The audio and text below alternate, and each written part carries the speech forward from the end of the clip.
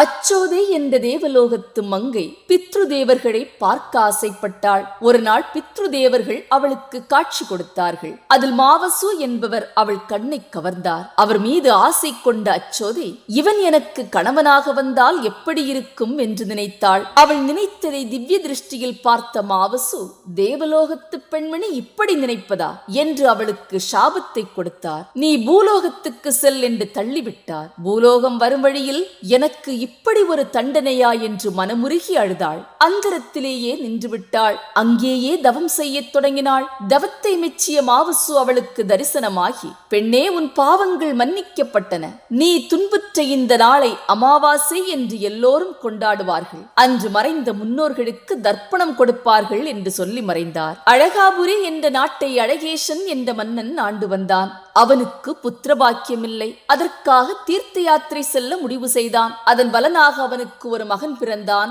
நாட்கள் பல கடந்தன.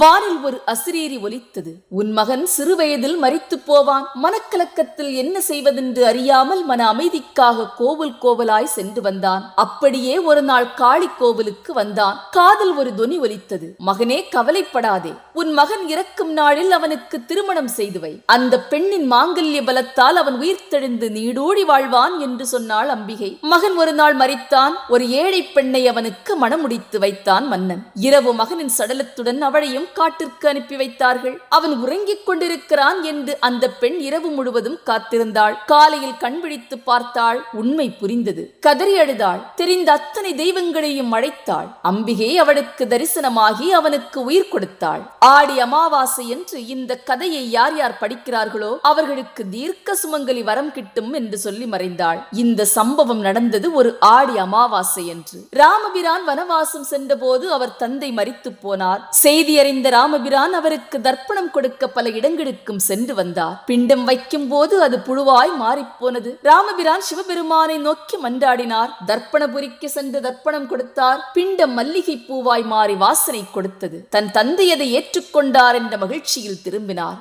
தெய்வங்கள் ஆனாலும் தாய் தந்தைக்கு தர்ப்பணம் கொடுக்க வேண்டும் என்பதற்கு இதுவே எடுத்துக்காட்டு.